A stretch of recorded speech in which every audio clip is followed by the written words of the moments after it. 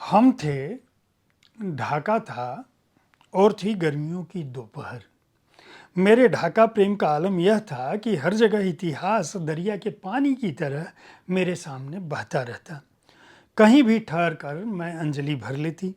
सच है कि बीत कर भी इतिहास कभी नहीं बीतता, वरन वर्तमान के कानों में फुसफुसाने लगता है, देखो देखो हिंदू आत्मा, मुझे देखो। कभी मैंने रसूल हमजातों से शब्द उधार लेते हुए कहा था, ईश्वर मुझे लिखने के लिए विषय मत दो, देखने के लिए आंखें दो।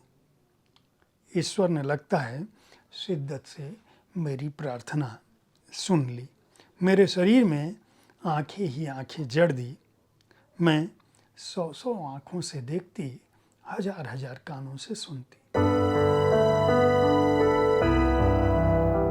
नमस्कार, आप देख रहे हैं साहित्य तक के बुक कैफे का एक दिन एक किताब कार्यक्रम। और मैंने अभी जिन शब्दों के साथ शुरुआत की वे मधु काकरिया के शब्द। उन्होंने मेरी ढाका डायरी में इस बात को लिखा है। उन्होंने बतौर भारतीय ढाका के समाज की एक गहरी थाह ली है। वे वक्त की करवटों को इतिहास के आईने में परखने की कोशिश करती हैं और बांग्लादेश प्रवास के दौरान जो कुछ भी उन्होंने देखा बरता उसे लिखने की कोशिश की। उनके बेटे की नियुक्ति ढाका में होती है। बेटा सॉफ्टवेयर की दुनिया से जुड़ा हुआ है। पहले तो ये सोचती हैं कि ढाका क्यों जाना है, फिर बेटा कहता है कि नहीं, ये एक अवसर है, मुझे जाना चाहिए। बेटा माँ को भी ले जाता है। माँ जो एक तरह से जन्मजात लेखिका कह सकते हैं। मधु काकरिया अर्थशास्त्र से स्नातकोत्तर हासिल कर चुकी हैं।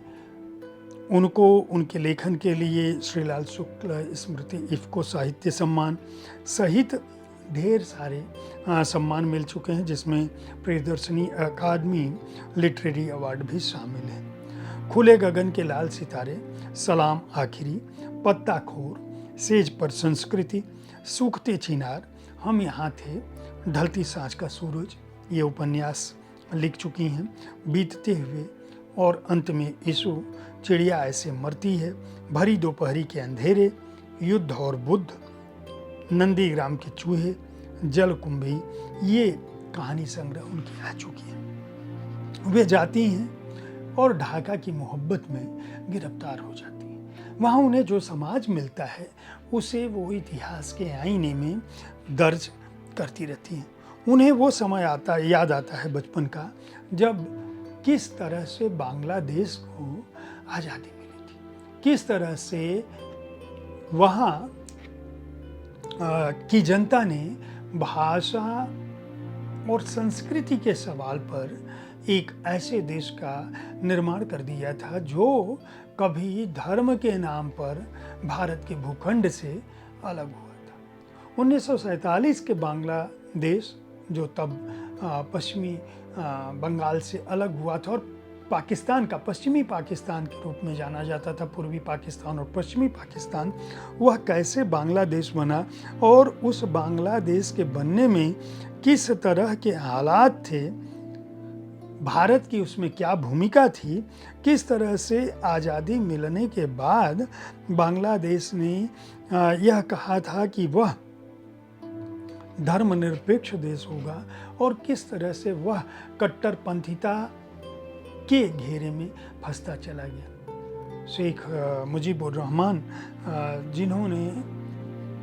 जिनको उस देश के राष्ट्रपिता का दर्जा मिलना चाहिए था, कैसे उनकी हत्या हो जाती है। एक ही देश में समय के साथ स्थितियां किस तरह से, जो देश भाषा और संस्कृति के नाम पर अपने संस्थापकों का ऋणी होना चाहिए, वह देश किस तरह से मजहब के नाम पर फिर एक बार गिरफ्त में फंस जाता है। वहाँ ये पहुँचती हैं तो इनके बेटे ने, जो पहला सबका होता है, उनका बेटा कहता है देखो मम्मा, हम लोग जो है जिस देश में आए हैं वो मुस्लिम देश है। हमारे यहाँ कोई आता है तो घर की महिलाएं यहाँ दरवाज़ा तक खोलने नहीं आती, जबकि हमारे यहाँ तो नाश्ता लेकर भी आ जाती हैं, चाय नाश्ता घर की लड़की ले आती है। यहाँ पे मैंने केवल घरेलू नौकरों को देखा है रखते हुए। इस्लाम जो है शायद गैर मर्दों के सामने स्त्रियों को जाने की इजाज़त नहीं देता। इसी तरह से जो लोग भी मिलते हैं, अलग अलग तरह के लोग इनको मिलते हैं।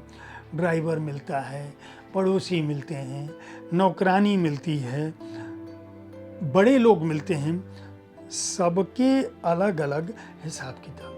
बैंक भी अलग अलग है। ऐसे बैंक भी हैं जो इस्लामी बैंक होने का दावा करते हैं, जो ऋण नहीं लेते बल्कि मुनाफे में हिस्सेदारी लेते हैं। क्यों? क्योंकि इस्लाम किसी भी रूप में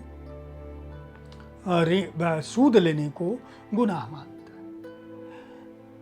ढाका डायरी के बहाने दरअसल आपको इस्लाम के भी अलग अलग रूप मिलेंगे। किस तरह से अलग अलग लोग इस्लाम का भी अलग अलग रूप में पालन करते हैं बांग्लादेश में, ढाका डायरी में वह बात भी मिलती है। जैसे इनका एक व्यक्ति मिलता है ड्राइवर, वहाँ जो बंगालीपन है, वहाँ वो लोग कहते हैं कि देखिए लोगों को लगता है कि इस्लाम ने जो है केवल महिलाओं पर बंदिश लगा रखी है। ऐसी बात नहीं। इस्लाम में मर्दों के लिए भी, कोई इनको समझाता है कि मर्दों के लिए भी वेशभूषा है। जैसे हम एड़ी से नीचे झूलता हुआ पैंट या पैजामा नहीं पहनना चाहिए, क्योंकि इस्लाम में निर्देश है कि पैंट या पैजामा एड़ी से 3-4 इंच ऊपर रहना चाहिए। अब आजकल के लड़के नहीं मानते तो हम क्या करें, लेकिन जो पुराने लोग हैं, ये जो इस्लामी मान्यता को मानते हैं, वो मानते हैं।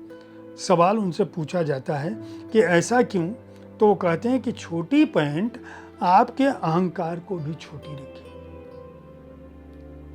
इमाम ये समझाता है। क्यों? दूसरा कि नमाज के लिए झुकना पड़ता है, नीचे बैठना पड़ता है, तो छोटी पैंट रहेगी तो नीचे से मैली नहीं होगी। अब जिंदगी के बीच जिंदगी को ढूंढने की ऐसी बात है। जैसे एक सवाल है कि सूअर का मांस क्यों वर्जित? उत्तर वहाँ पे बांग्लादेश में जो मुस्लिम बताता है, इनको ढाका डायरी है चूँकि, इसलिए अलग अलग घटनाएं हैं, तो वो कहता है कि इसलिए क्योंकि सूअर जो है जमाने भर की गंदगी खाता है। कुरान में सूअर का मांस निषिद्ध इसीलिए है क्योंकि हम उससे गंदगी मानते हैं। और फिर वो मजाक में इनसे कहते हैं कि मैडम हम लोग भी शाकाहारी हैं, क्योंकि हम सिर्फ शाकाहारी जानवरों का मांस खाते हैं। बाजार जाती हैं, किस तरह की सब्जियां मिलती हैं, यूनिवर्सिटी वहाँ जाती हैं, किस तरह से रविंद्रनाथ टैगोर और नजरुल इस्लाम दोनों बांग्लादेश की संस्कृति में, साहित्य और संस्कृति ही वो बिंदु है जो पश्चिम बंगाल और बांग्लादेश को लगभग एक सा करता है, जोड़ता है। वह है भाषा, वह है बंगाली, वह है जय बांग्ला। वहाँ पे रविंद्रनाथ टैगोर, एक तरफ कोलकाता यूनिवर्सिटी है जहाँ दोनों आपस में बतिया रहे होते हैं, दूसरी तरफ ढाका यूनिवर्सिटी है, जो यूनिवर्सिटी के अंदर तो खुलापन है, यूनिवर्सिटी के अंदर लेनिन और मार्क्स भी हैं, लेकिन धीरे धीरे वहाँ पे भी बदलाव आने लगा है। नजरुल इस्लाम की कब्र जो है वह मस्जिद के सामने है। क्यों मस्जिद के सामने है? इसलिए क्योंकि नजरुल का यह मानना था कि अगर वो मस्जिद के पास दफनाए जाएंगे तो उनको अजान की आवाज़ सुनाई देगी।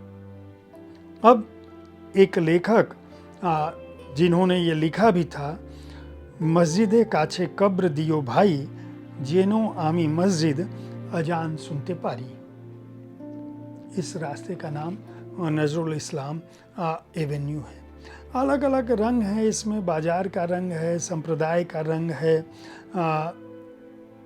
गुलशन सर्किल है, यूनिसेफ के लोग का क्या काम करते हैं, शिया सुन्नी में जो अंतर है वह बांग्लादेश में किस तरह से है, वहाँ पे इनके बीच किस तरह से परंपराओं का विभाजन है, किस तरह से उनकी मान्यताओं के बीच विभाजन है, उन सब की बात भी है। ज़कात को लेकर जो उनके विचार हैं वह भी इस पुस्तक में वो लिखती हैं कि किस तरह से ज़कात से गरीबों का भला करने की कोशिश की जाती है।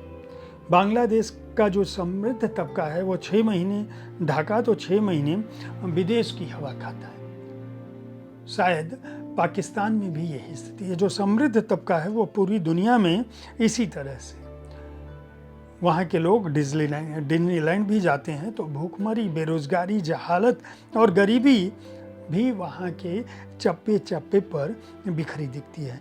अमीरों के लिए दुनिया के सारे संसाधन हैं तो गरीबों के लिए कुछ भी नहीं। औरतों के लिए मान मर्यादा शायद मजहब के आवरण में इस तरह से स्थापित कर दी गई है कि वहाँ की स्त्रियां चाह कर भी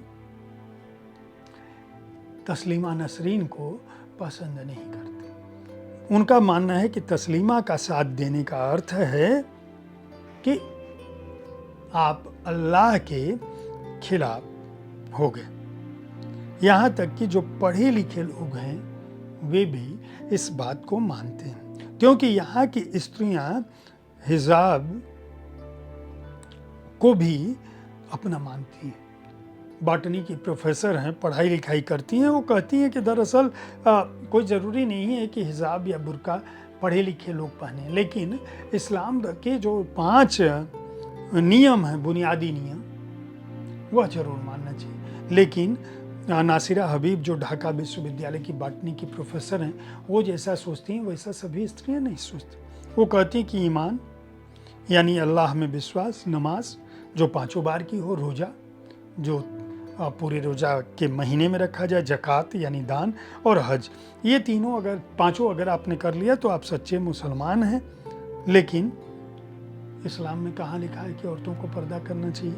लेकिन ये बात केवल वही कहती है, दूसरे लोग नहीं कहते। बांग्लादेश का बहुतायत समाज जो है वह कट्टरपंथिता का शिकार हो चुका है। वहाँ अल्पसंख्यकों के लिए एक तरह की विडंबना दिनों दिन कट्टरपंथिता के चलते अल्पसंख्यक समाज में एक भय व्याप्त हो गया है। वहाँ के जो शिक्षक हैं, वहाँ का जो कवि है, वहाँ के जो एक्टिविस्ट हैं, वहाँ के जो लेखक हैं, उनके अलग सोच है, अलग पैमाना है, और जो व्यवस्था का महाजाल है वह भ्रष्टाचार भी वहाँ वही है। इस डायरी में दरअसल ढाका के बहाने पूरे बांग्लादेश की परंपरा, उसकी सभ्यता, उसका इतिहास, उसका वर्तमान, उसका समाज, उसका खान पान, उसके बाजार, उसकी शिक्षा, उसकी संस्कृति, उसके युवा, उसके बुजुर्ग और समाज की जो विसंगतियां हैं वह सब कुछ सामने आती हैं। इस पुस्तक के आखिरी अध्याय में जिन जगहों पे गई हैं मधु काकरिया, उन सबके चित्र भी बहुत अनूठे चित्र भी वहाँ पर हैं। जैसे चिटगांव सर्किट हाउस, जहाँ प्रेसिडेंट जियाउल रहमान की हत्या हुई थी, जनरल नियाजी ने जहाँ आत्मसमर्पण किया था, भारतीय उच्चायोग में 15 अगस्त कैसे मनता है, ढाका यूनिवर्सिटी में जहाँ रविंद्रनाथ टैगोर और नजरुल इस्लाम और बंगबंधु मुजीब की तस्वीर लगी है, उन सब का भी उल्लेख है। बहुत फोटोएं जो है इसको खास बनाती हैं। राजकमल प्रकाशन ने इस संस्मरणात्मक पुस्तक ढाका डायरी को प्रकाशित किया है, जिसका मूल्य जो है 299 रुपये है, और पृष्ठ संख्या जो है वह 240 है, तस्वीरों को छोड़कर। मैं उम्मीद करता हूँ साहित्य तक के बुक कैफे की एक दिन एक किताब में मेरे द्वारा प्रस्तुत किया जा रहा यह कार्यक्रम आपको पुस्तकों की जानकारी वाला सूचना परक जो कार्यक्रम है वह पसंद आ रहा होगा। आप किस तरह की पुस्तकों को पढ़ना चाहते हैं किस तरह की पुस्तकों के बारे में जानना चाहते हैं, उनके बारे में इस कार्यक्रम को देखते रहें, अपनी विधा की पुस्तकें चुनते रहें, सलाह भी देते रहें। आप सभी का स्वागत है। साहित्य तक देखते रहें। धन्यवाद।